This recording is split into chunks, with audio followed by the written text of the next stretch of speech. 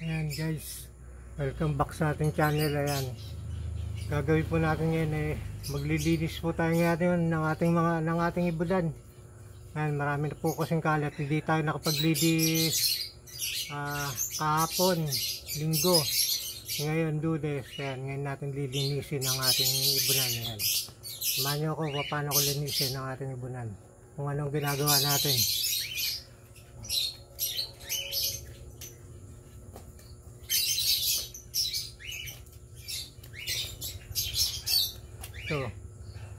So guys, kailangan natin to sa paglinis. Yan, ni-spray natin to sa may tawag dito, sa poop spray, tsaka sa loob ng ibunan, para sa mga hanep na lumilipad, gaya ng langaw, yan, hindi makapunta sa poop spray. Yan.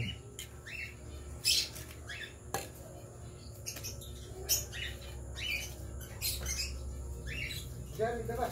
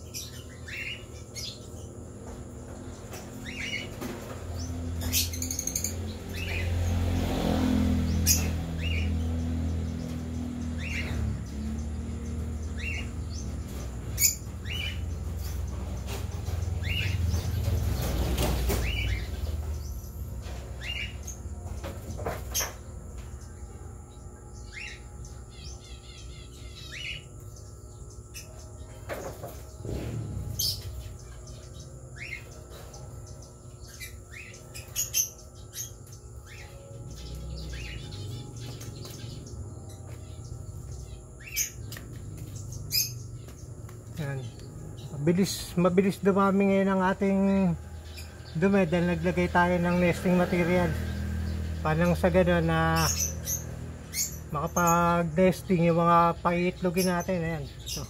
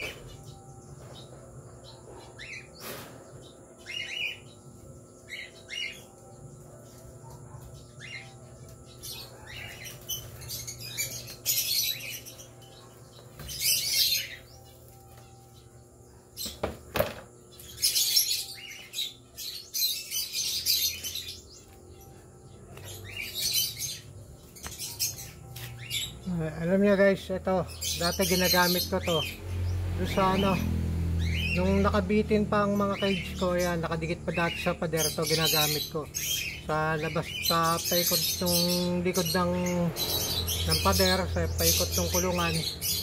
Tapos yung nest box yan doon lang sa labas, doon sa wag mo lang doon sa loob, pinaka paikot lang nung nest box. Ayan, sa labas paikot sa pintuan. Pero hindi ko na i-spray yung loob kasi pag na-spray yung labas, hindi na po siya pinapasok ng langgam.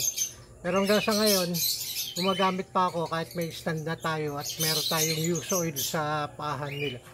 Yun, ginagamit pa rin natin ito.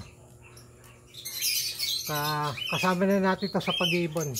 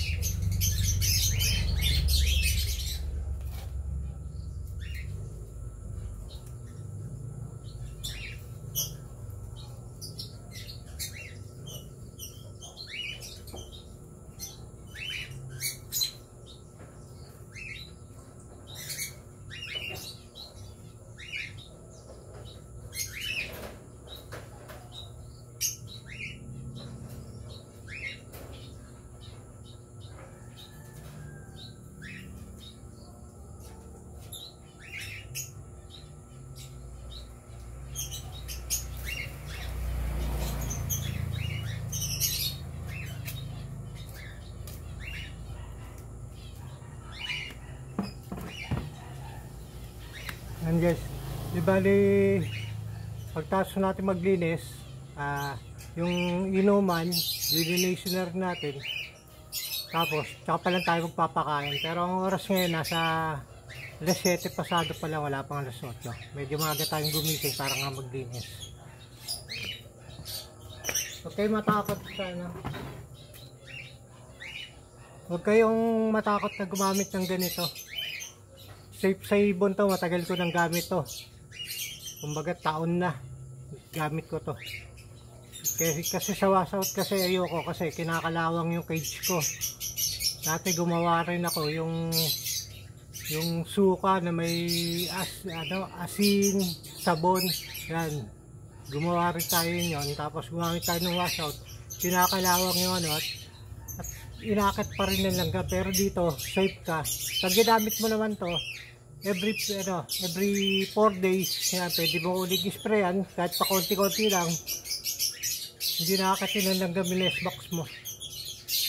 Pero mas safe pa rin syempre yung meron kang tawag dito stand cage, tapos lagyan mo ng use oil yung pinaka mga paan ng stand cage. Yun ang pinaka safe. Yun ang gamit natin ngayon. Pero ito ginagamit pa rin natin hanggang ngayon pag naglilinis tayo o kaya sa labas ng ibunan natin. Pag may mga langgam sa baba, ni-spray natin kung saan sila dumaraan, yun nawawala agad. Yun.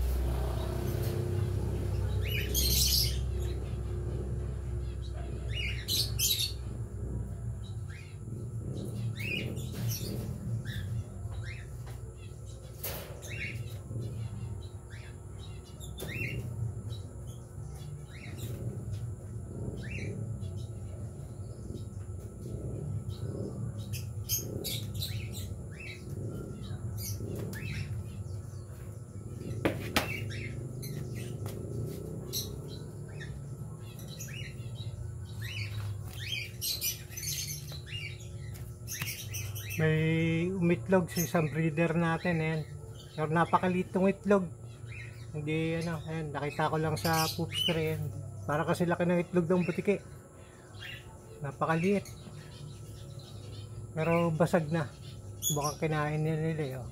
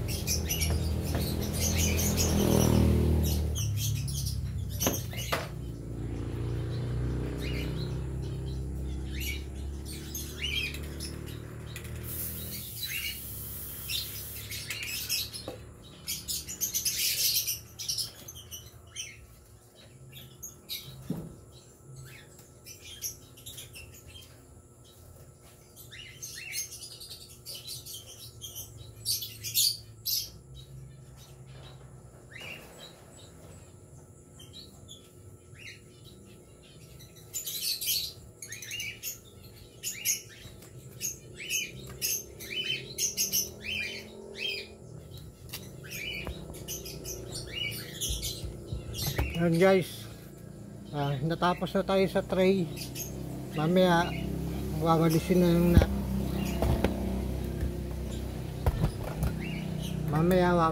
lang natin. Yung mga yan. Yan, silipin natin ang ating brush. Yung hydroponic ko pala yan. Meron na tayong tinanim dyan. Yan. Isa natin.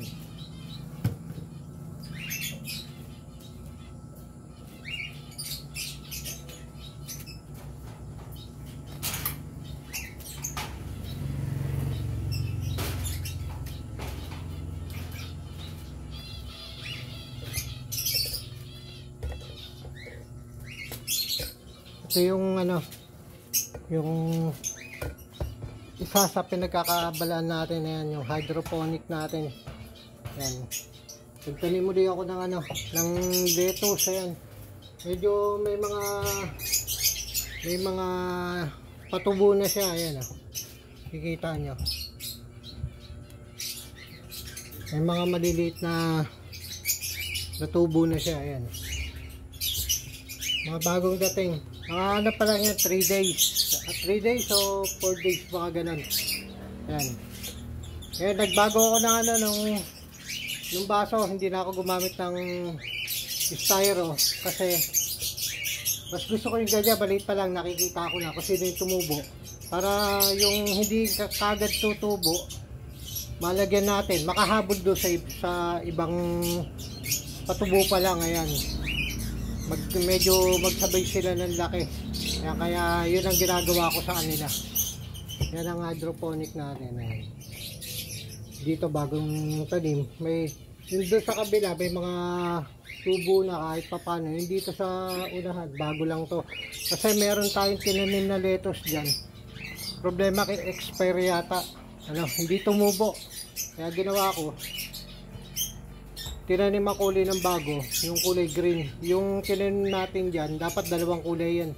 Isang yung parang yung lettuce sa may kulay, na parang violet, yun dapat yun. Saka isang green, para maganda tignan.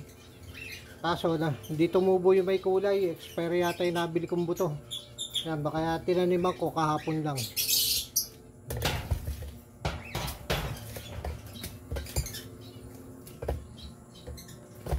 Dito na tayo. Yan guys, dito na tayo sa ating ibunan.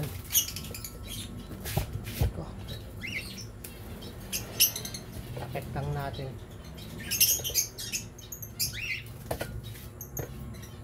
Hirap ng ano sa kamay. Hindi natin maano na maayos. Ayan. Ayan guys, kasi may stand tayo na ginagamit. Ayan, ang hirap iangat. Ayan guys, hanggang ano, magwawalis pa tayo rito sa pinakalapag ng flooring natin. Tapos magpapakain na rin lang tayo pagkatapos natin. Ayan, tatapusin ko na po dito ang ating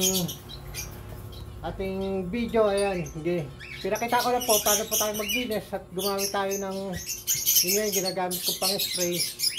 Yung mumurahin lang yun, nasa 130 ang isang spray na ganun. Meron pang isang klase, yung butikian petak. Ngayon, okay naman. Yung Baygon kasi mahal eh. Pero okay naman siya. Ayan, natatanggal yung mga hayop na lumilipad. Hindi mabuhay rito yung mga hanap na lumilipad pumupunta sa food tray. At saka yung mga ipis. Kaya pag nag-spray ka rito sa loob, sigurado labasan yung ipis. Kaya halos walang ipis dito. Kung meron man, mangilan-ngilan lang. Ayan. Doon naman sa nakadikit sa pader yung cage. Ayan, pwede nyo pong gamitin yan. Yung pinakalikod ng cage, halimbawa sa ganito, yung pinakalikod na nakadikit sa pader, yun ang i-spray nyo, yung paikot ng pader. Ibabaw, gilid, hanggang sa ilalim. Pagka nakabitin nyo, nasa nakabitin. Tapos yung nest box niya, ang spray nyo sa halimbawa kung ito ang nest box, ang i-spray nyo yung dito sa gilid, kanto ng likod, huwag na yung may butas. Dito ka na sa bandang pintuan, tapos ibabaw. Yun ang ginagawa ko dati nung nakadikit pa yung nest box ko sa paderayan. Yun, sana po kahit pa paano nakapagbigay tayo nakaalaman tungkol dyan sa pang-spray na yun, dahil marami po kasi natatakot na mag-spray nyo dahil nakaka-pest daw po sa ibon. Kaya hindi po, taon ko na pong ginagamit yan, halos dekada na nga. Ayun. Ayan guys, hanggang sa muli. Ayan, maraming salamat po sa inyong mga suporta. Ayan. Ngayon, tutuloy natin ang paglilinis at maghuhugas pa tayo ng kanilang inumin. Kaya medyo matagal-tagal din ang pagka-nilinis kayo. Kasi isa lang akong nililinis pa, hirap sa kamay. Yun.